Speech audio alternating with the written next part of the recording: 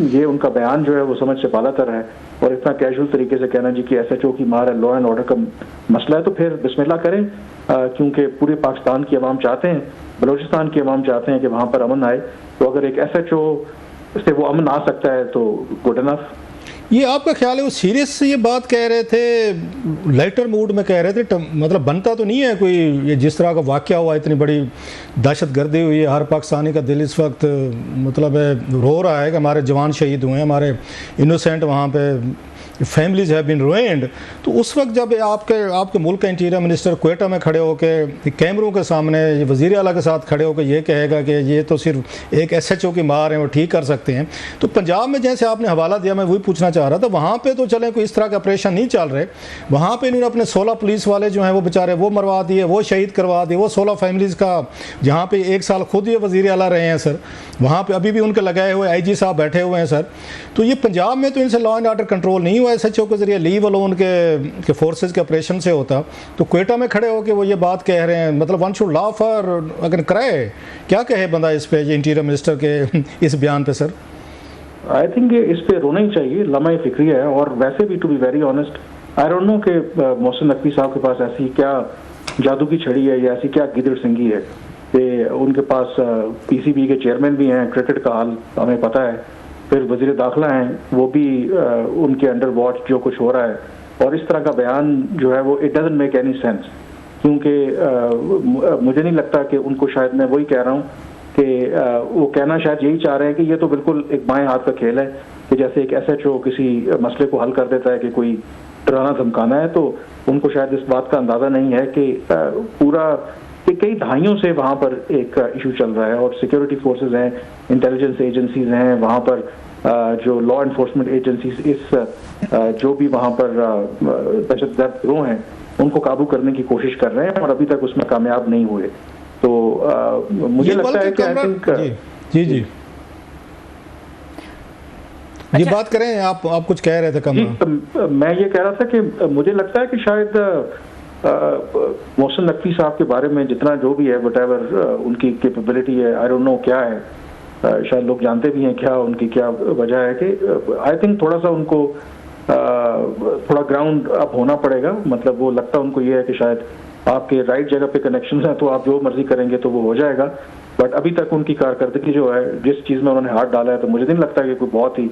तसल्ली बख्श है। और इस मौके के ऊपर इस तरह का बयान मतलब नॉन सीरियस देना, अनलेस आपके पास कोई बड़ा फुल प्रूफ प्लान है, फिर तो और बात है। तो I think he should revisit his strategy. अच्छा, वही वाली बात जरा कि बलूचिस्तान में FC है और हमारे मतलब फोर्सेस वहाँ पे डिप्लॉयड हैं, और जैसे आपने कहा इंटेलिजेंस एजेंसीज के लोग हैं, वो एफर्ट्स कर रहे हैं, अपनी जानें भी दे रहे हैं, सब कुछ, और बिलियंस ऑफ रुपीज़ का बजट है जो हर साल जाता है इसी लॉ एंड ऑर्डर को सिक्योर करने के लिए। उनका ये कह देना कि जनाब कि सिर्फ एक SHO साहब इस मसले को हल कर सकते हैं, ठीक कर देंगे, ये उन तमाम जितने भी हमारे वहाँ पे फोर्सेस के जवान हैं या दीगर लोग ड्यूटीज़ दे रहे हैं इतने मुश्किल टेरेन में, ये उनके लिए ये डिसहार्टिंग होगा कि जनाब कि ये जो हमारे इंटीरियर मिनिस्टर साहब हैं, ये तो इस बात को कुछ समझते नहीं है कि हम कितने मुश्किल हालात में ऑपरेट कर रहे हैं और किस तरीके से हम अपनी जानें दे रहे हैं, फ़ाइट कर रहे हैं, ये तो समझते ही कुछ नहीं है। अगर इतनी बड़ी बात है तो इतना बड़ा बजट बचाया जा सकता है, इतनी बड़ी जानें बचाई जा सकती हैं अगर एक SHO जो है बलूचिस्तान के मसले को हल कर सकता है। ये उनके लिए क्या मैसेज है सर? बिल्कुल आप ठीक कह रहे हैं। आई थिंक इस चीज़ को जो मुझे लगता है कि वज़ीर दाखिला ने एक बिल्कुल ये बताने की कोशिश की कि ये तो कोई बड़ा इशू है ही नहीं। ठीक है, आप पब्लिकली ये शो करना चाहते हैं कि जी कोई हम इस इशू को हल कर लेंगे, but fact of the matter is कि पूरा जो बलूचिस्तान है उसमें खून की होली खेली गई है। 10 अजला के अंदर दहशतगर्दों ने जो तबाही मचाई है, और यकीनी तौर पर आप बिल्कुल बात ठीक कह रहे हैं कि वहाँ पर जो लॉ एनफोर्समेंट एजेंसीज हैं, FC के लोग हैं, फौजी जवान हैं, ऑफिसर्स हैं, इंटेलिजेंस ऑफिसर, बड़ी जानें दी हैं, कुर्बानियां दी हैं, बड़ी मुश्किल टेरेन है। आप और कई हमने माजी के अंदर ऐसे वाकयात देखे कि कैसे वो एम्बुश करते हैं उस इलाके में, तो वर्चुअली कई ऐसा एरियाज है वहाँ पे नो गो एरियाज हैं। तो आई थिंक somebody should नहीं, इससे ये साबित होता है कि हमारे इंटीरियर मिनिस्टर को प्रॉपर ब्रीफ नहीं किया जाता, उनको बलूचिस्तान के इशू की बेसिक्स का पता नहीं है, इसकी डिटेल्स नहीं जानते कि वहाँ पे किस तरीके के किन मुश्किल हालात में हमारी फोर्सेस के नौजवान जो हैं वो ऑपरेट कर रहे हैं और फाइट कर रहे हैं। मतलब ये जो उनका बयान है ये मतलब इट्स माइंड बॉगलिंग कि इसका मतलब किसी ने प्रॉपर ब्रीफ ही नहीं किया उनको बलूचिस्तान में क्या हो रहा है। और प्लस ये मतलब इस मुल्क में कहना तो नहीं चाहिए, इतने बड़े 2 वाक़यात हुए, इसके बाद तो इंटीरियर मिनिस्टर साहब को खुद पंजाब में 16 पुलिस वाले हमने देखे, वो बेचारे वहाँ पे एम्बुश हुए हैं, वहाँ पे डाकुओं के हाथों कच्चे के। अभी यहाँ पे हुआ है, कोई और इंटीरियर मिनिस्टर होते तो उनको तो मेरा ख्याल अच्छी खासी उनसे सवाल और जवाब होने चाहिए थे, अगर खुद भी इस्तीफ़ा ना देते, लेकिन कोई ना कोई तो कहता उनको कि भाई साहब ये आप क्या कर रहे हैं और आपके होते हुए चीज़ें हो रही हैं। और वो पंजाब जहाँ पर आप 1 साल वज़ीर आला रह कर आए हैं और वहाँ क्वेटा में खड़े होकर कह रहे हैं कि ये तो मसला ही कोई नहीं है। तो मसला नहीं है तो इतनी हमारे वहाँ थाउजेंड्स ऑफ जवान डिप्लॉयड क्यों हैं? आई थिंक उसकी जो सबसे बड़ी वजह है कि जो आप बिल्कुल बात ठीक कह रहे हैं, किसी और मुल्क में होता या कोई और वज़ीर दाखिला होता तो एटलीस्ट उनकी बड़ी पासपोर्ट्स होती, लोग उनसे मुतालबा करते कि आप मुस्ताफ़ी हों। लेकिन यहाँ पर आई थिंक जो मोहसिन नकवी साहब हैं, एवरीबडी नोज के क्या उनका कनेक्शन, तो शायद वो अपने आप को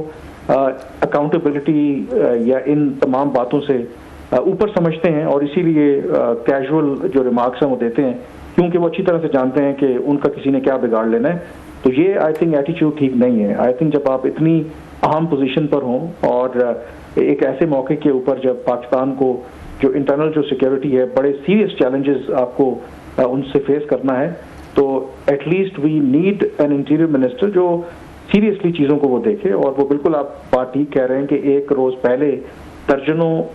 मासूम जो शहरी हैं, उसमें फौजी जवान हैं, सिक्योरिटी के ऑफिशियल्स हैं, वो शहीद हुए हैं और आप उस इशू को इतना लाइटर वे में करें कि ये तो कोई जैसे कोई गांव का ये तो मजाक उड़ाने वाली बात है, ये तो मजाक उड़ाने वाली बात है कि आप सीरियस नहीं है इतने इशू को लेकर। अच्छा सर, ये बताएं कि चाइना जो ऑफर करता है पाकिस्तान को मैनी टाइम्स कि हम आपको हेल्प देने को तैयार हैं ये काउंटर टेररिज्म के लिए, और चाइनीज़ बेचारे बहुत सारे विक्टिम्स बने हैं, KP के हूँ, ट्राइबल एरियाज हूँ, बलूचिस्तान हूँ, तो पाकिस्तान उनसे लेता क्यों नहीं है? मतलब फ्रेंडली कंट्रीज़ हैं, अमेरिकन से हमने सपोर्ट ली हुई है वार एंड टेरर पे, वाई नॉट द चाइनीज़ के चाइनीज़ अगर हमें हेल्प कर सकते हैं तो पाकिस्तान क्यों लेने से शाय ऑफ है? उनके पास टेक्नोलॉजी है, उनके पास बहुत सारे और भी टेक्निक्स होंगे जिसमें जैसे ये 9/11 के बाद अमेरिकन ने मदद की थी पाकिस्तान की बहुत सारी यहाँ पे, तो इसी तरह शायद अमेरिकन भी कर सकते हैं, सॉरी चाइनीज़ भी कर सकते हैं सर। नहीं, चाइनीज़ के साथ देखें, एक तो इशू इसमें यह है कि चाइनीज़ के साथ जो रिलेशनशिप है इम्पॉर्टेंट है, but at the same time it is also sensitive, क्योंकि जो मेरा अपना मानना है कि इस तरह की कोऑपरेशन बिल्कुल दोनों मुल्कों के दरमियान है। आई थिंक 10-12 साल के अंदर एक बड़ा एक स्ट्रेटेजिक शिफ्ट आया है। अगर आप पाकिस्तान की अब जो डिफेंस और इस तरह की जो प्रोक्योरमेंट है अगर आप वो देखें तो उसमें एक पैराडाइम शिफ्ट है। हम अमेरिका और मगरिब के बजाय अब चीन के ऊपर बहुत ज़्यादा रिलाई करते हैं, लेकिन क्योंकि बहुत सी चीज़ें इसलिए पब्लिक भी नहीं आती कि because of security reasons, because of other sensitivity, तो चाइना जो है डेफिनेटली बहुत सी ऐसी जो इक्विपमेंट है, ऐसे आलात हैं, इंटेलिजेंस और अदर, आई थिंक जो पाकिस्तानी और चीन के दरमियान एक स्ट्रॉन्ग कोऑपरेशन है। एंड गिवन द फैक्ट कि ये बलूचिस्तान के अंदर जो लॉ एंड ऑर्डर का इशू है, जो सिक्योरिटी का प्रॉब्लम है, दहशतगर्दी के वाकयात हैं, ये जितना पाकिस्तान के को हर्ट कर रहा है उतना ही चीन को हर्ट कर रहा है। तो ये चीन भी ऑफ कोर्स चाहता है कि वहाँ पे लॉ एंड ऑर्डर की जो सिचुएशन है वो बेहतर हो।